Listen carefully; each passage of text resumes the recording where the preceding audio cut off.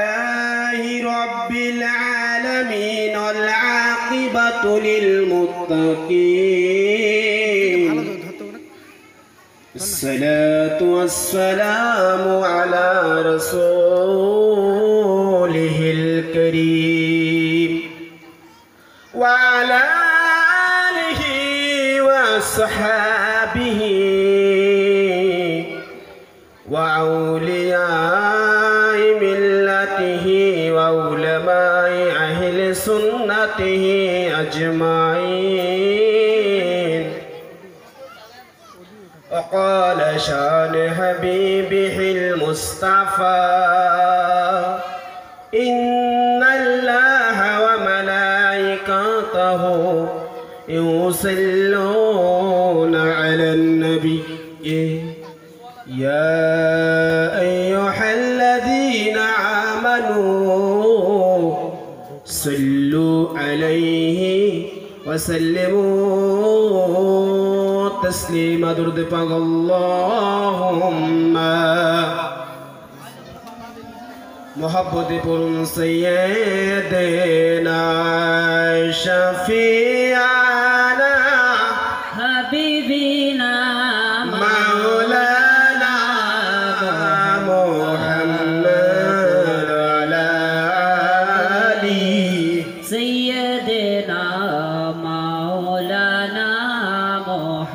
আরব দেশে জন্ম নিলাম মামিনার কোলে,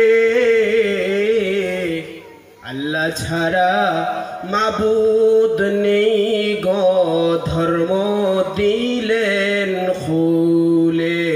লা ইলাহা ইল্লাল্লাহু লা ইলাহা লা ইলাহা লা ইলাহা। এই কালেমা সঙ্গীর সাথী, এই কালেমা গোরের বাতি, কলমা বিনে নেই গগতি, কলমা পর দিবারাতি। লা মুহাব্বতি লা ইলাহা একসাথে লা ইলাহা।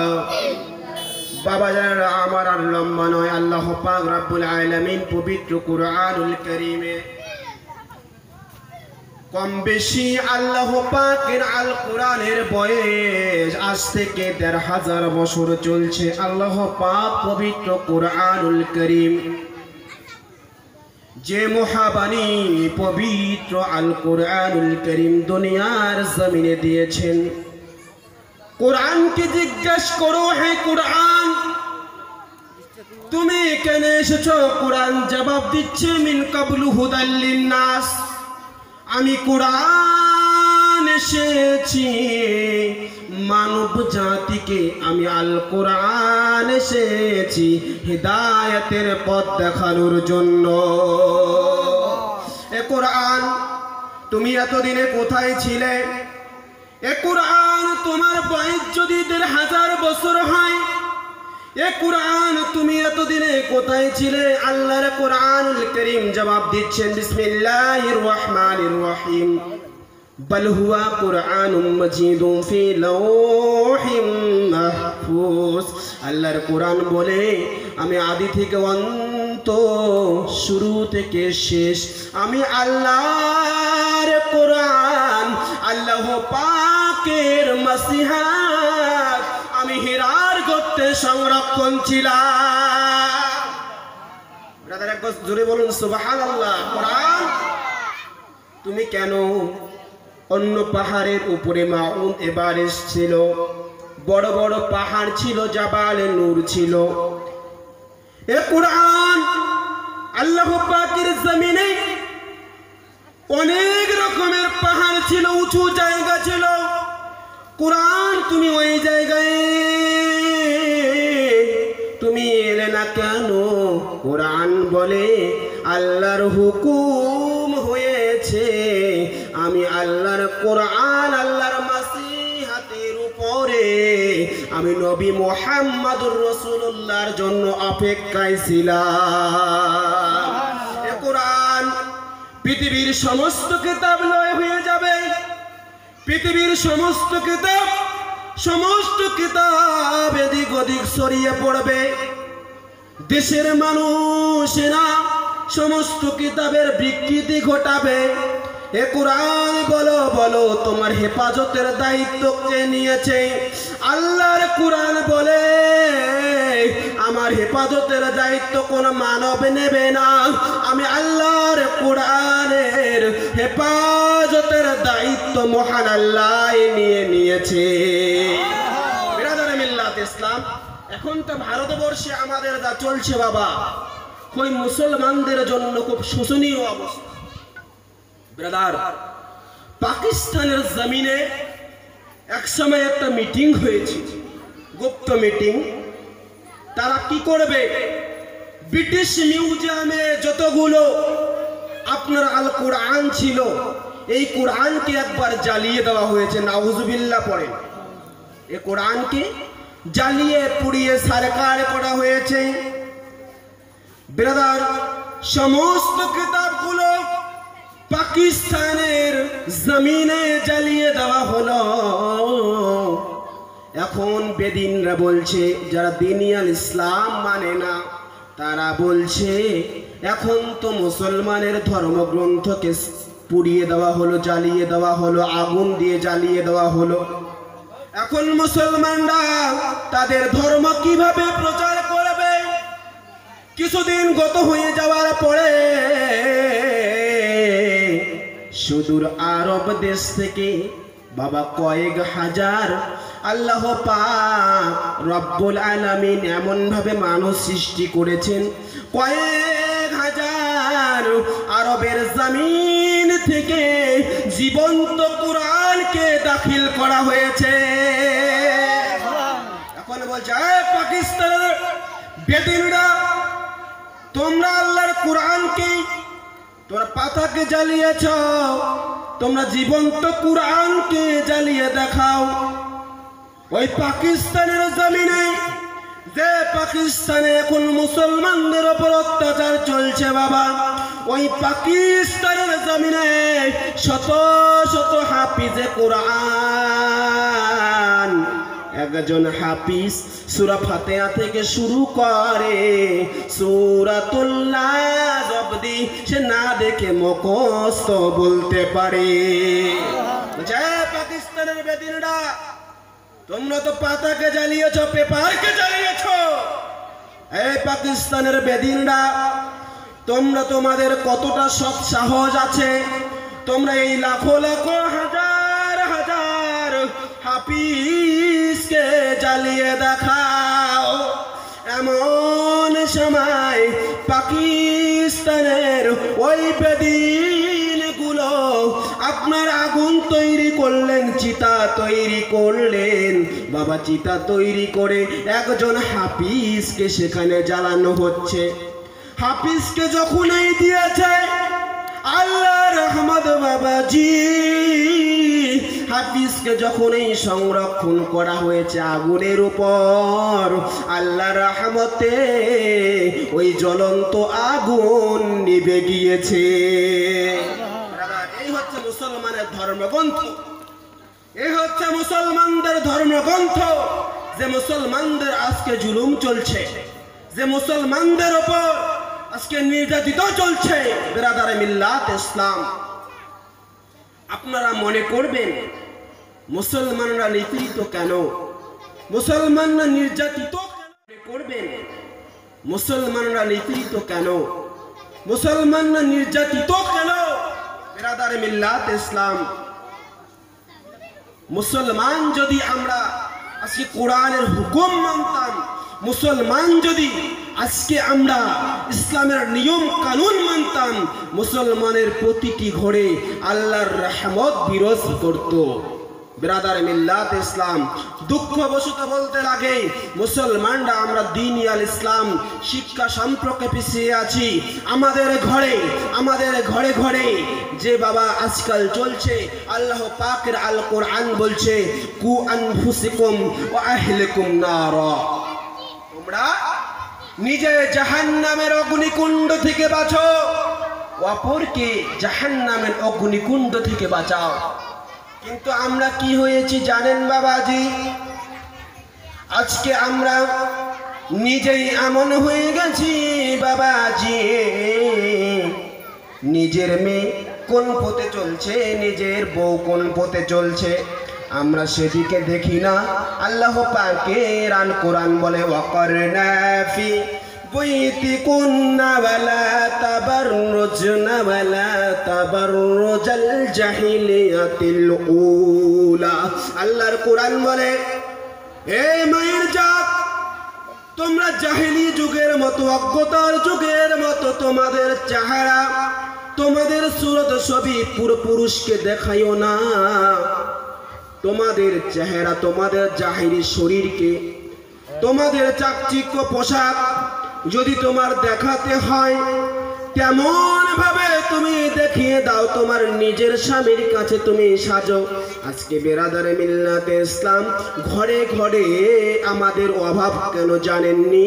বেরাদারে মিল্লাতে ইসলাম খাচ্ছি ঠিকই, করছি ঠিকই, কিন্তু আমরা যে পথে চলছি বেরাদার, সে পথে আমাদের শয়তান ধোঁকা দিচ্ছে। কেন? এক রাস্তা দিয়ে মুসলমানের মেয়ে চলে, দেখে মনে হয় না মুসলমানের মেয়ে যাচ্ছে। ছোট্ট একটি হাদিস শোনাই। আল্লাহ রাসূল এর মেয়ে মা ফাতিমা তু জাহরা,